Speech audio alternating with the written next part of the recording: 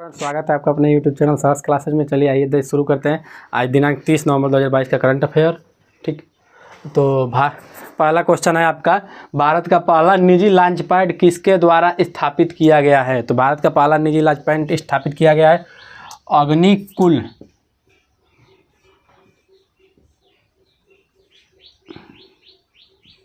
Cosmos.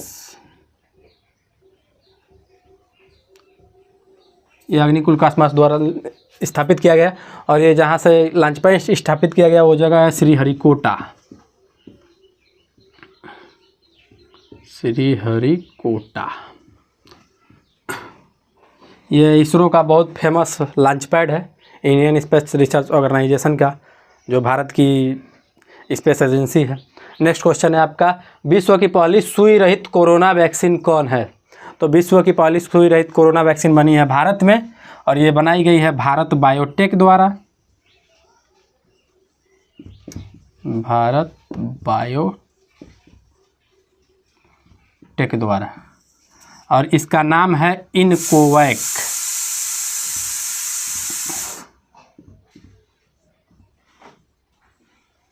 Incovacc. चलिए next question देख लेते हैं। हरिमाऊ शक्ति 2022 संयुक्त सैन्य अभ्यास कहाँ शुरू किया गया है? तो हरिमाऊ शक्ति जो सैन्य अभ्यास है भारत और मलेशिया के मध्य हो रहा है।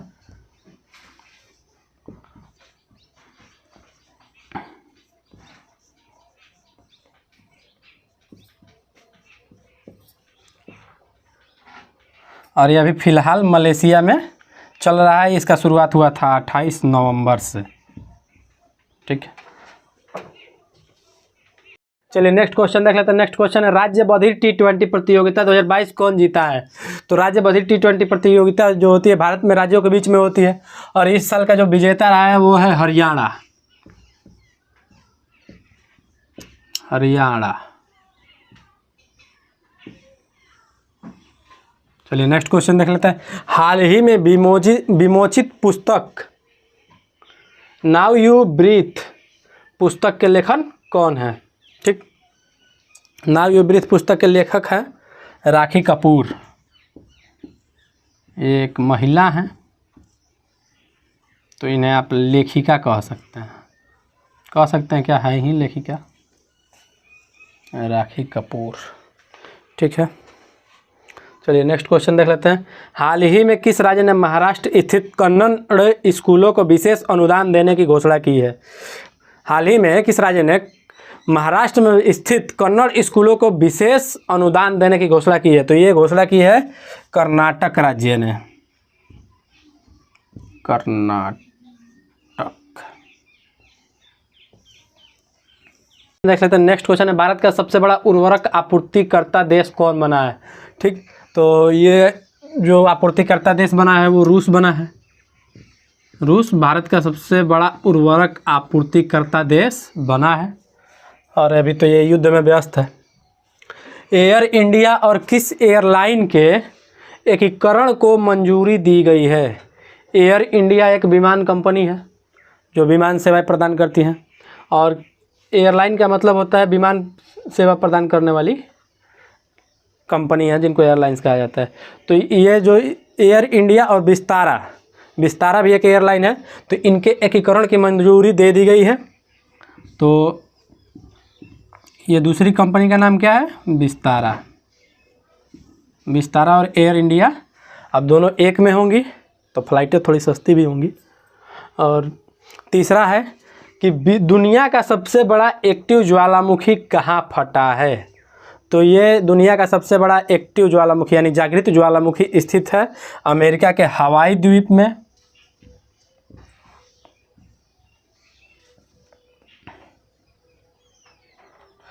हवाई द्वीप और इसका नाम है मौना लाओ।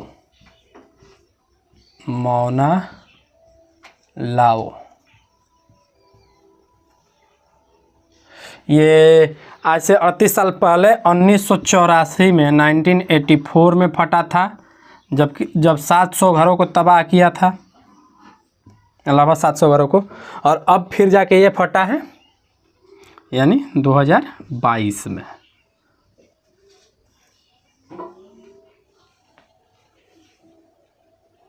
चलिए आइए नेक्स्ट क्वेश्चन देख लेते हैं। नेक्स्ट क्वेश्चन है, यूनेस्को एशिया पैसिफिक पुरस्कार हाल ही में किसे मिला है?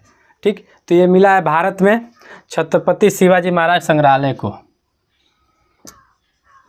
छत्रपति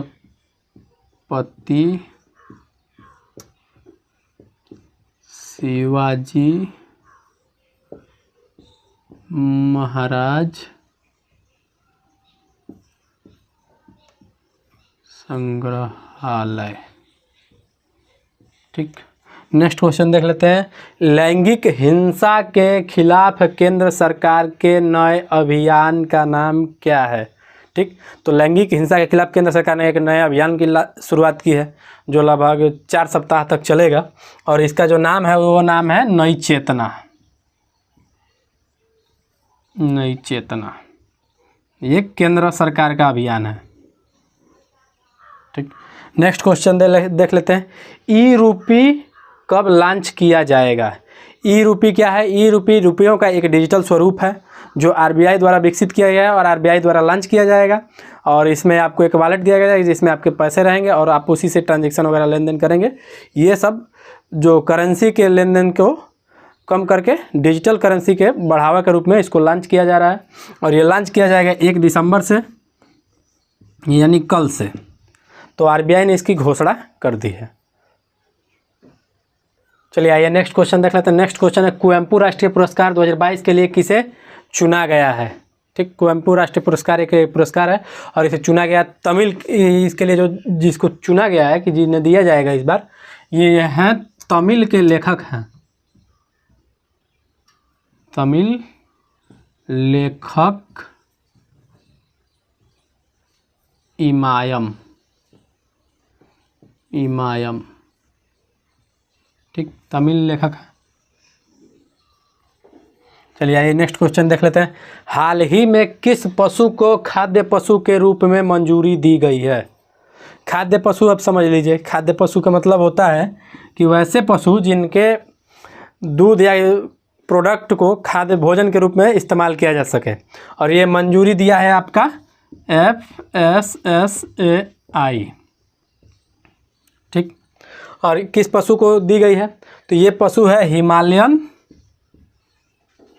याक।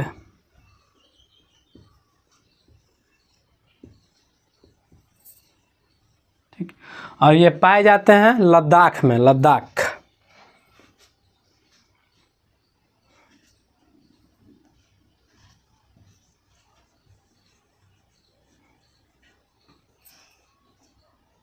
ये लद्दाख में पाए जाते हैं। लद्दाख पहले जो था जम्मू कश्मीर का हिस्सा था, अब जब से विभाजित हुआ तो जम्मू कश्मीर अलग और लद्दाख अलग यूनियन टेरिटरी बना हुआ है, केंद्र शासित। ठीक, नेक्स्ट क्वेश्चन आपका देख लेते हैं। खादी एवं ग्रामोद्योग आयोग के नए सीईओ कौन बने हैं? तो खादी एवं ग्रामोद्योग आयोग, ग्रामोद्योग से आशय ये है कि ग्राम में कुछ ग्रामीण क्षेत्रों में उद्योग को विकसित करने के लिए इसका गठन किया गया, और ये छोटे छोटे रोजगारों को बढ़ावा देता है। और खादी एक भारत के बहुत प्रसिद्ध, समझ लीजिए, कपड़े का ब्रांड है। कपड़े, खादी के कपड़े आज भी, और ये महात्मा गांधी द्वारा इसको ज़्यादा प्रमोट किया गया था खादी का। और इसके जो नए सीईओ बने हैं वो हैं विनीत कुमार,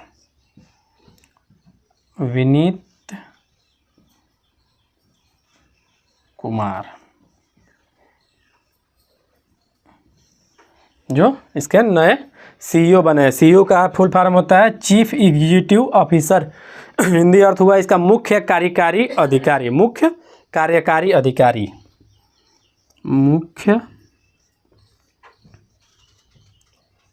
कार्यकारी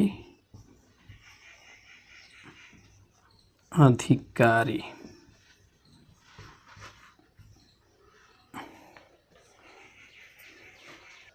चलिए आइए नेक्स्ट क्वेश्चन देख लेते हैं। किस देश ने वोट डालने की न्यूनतम उम्र सीमा 16 वर्ष करने का निर्णय लिया है? ठीक, तो पहले हमारे भारत में भी, अभी भी पहले 21 वर्ष था, फिर 18 वर्ष किया गया वोट डालने के लिए। और अभी किस देश ने लिया है? तो वो लिया है न्यूजीलैंड ने।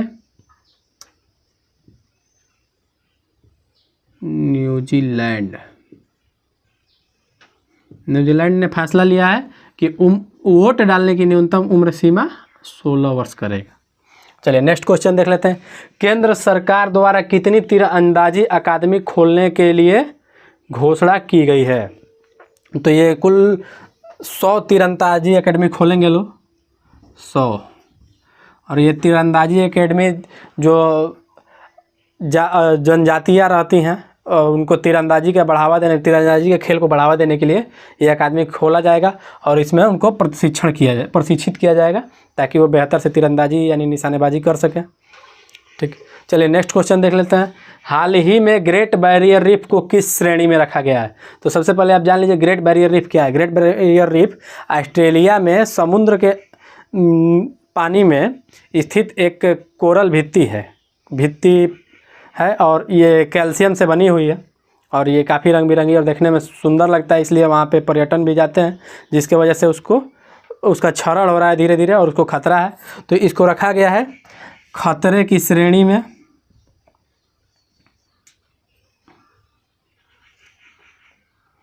खतरे की श्रेणी में।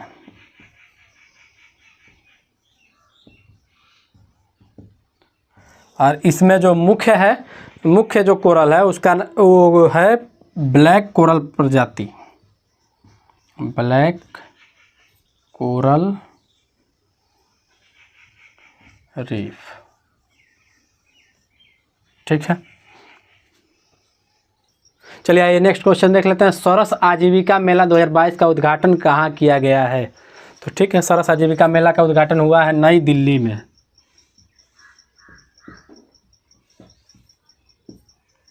नई दिल्ली में।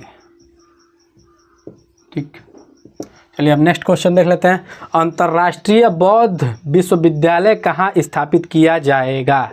तो ये स्थापित किया जाना है भारत के त्रिपुरा में।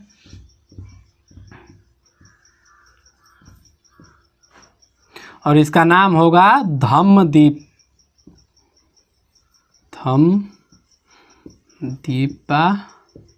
अंतर्राष्ट्रीय विश्वविद्यालय, अंतर्राष्ट्रीय बौद्ध विश्वविद्यालय। ठीक, नाम होगा धम्मदीपा अंतर्राष्ट्रीय बौद्ध विश्वविद्यालय।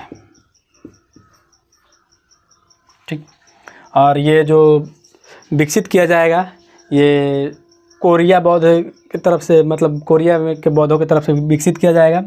और सबसे ज़्यादा आप जैसा कि जानते हैं कि सबसे ज़्यादा अगर जो बौद्ध विरासत स्थल में अगर जो कोई देश है तो भारत और चीन है, जो बौद्ध विरासत स्थल में इनको सबसे ज़्यादा नामित किए गए, सबसे ज़्यादा इनके बौद्ध चिन्ह इन्हीं के पास है। और दूसरी चीज़ कि इनमें जो बौद्ध धर्म के जो संस्थापक थे महात्मा गौतम बुद्ध, उनका जो महापरिनिर्वाण स्थल जो है वो उत्तर प्रदेश के कुशीनगर में स्थित है। चलिए अब नेक्स्ट क्वेश्चन देख लेते हैं। किस उद्योगपति का आज निधन हो गया है? तो आज विक्रम किर्लोस्कर जी का निधन हुआ है।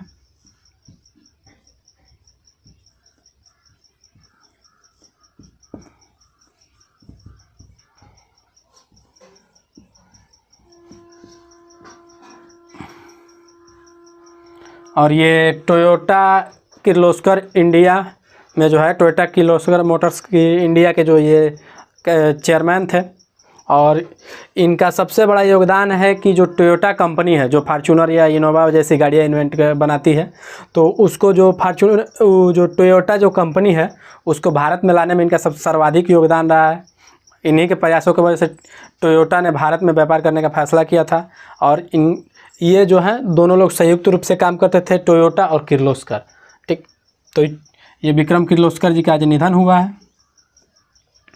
चलिए अब आज का करंट अफेयर यहीं समाप्त होता है।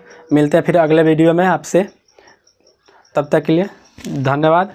और चैनल को सब्सक्राइब करें, लाइक करें और अपने स्वस्थ रहें। जय हिंद।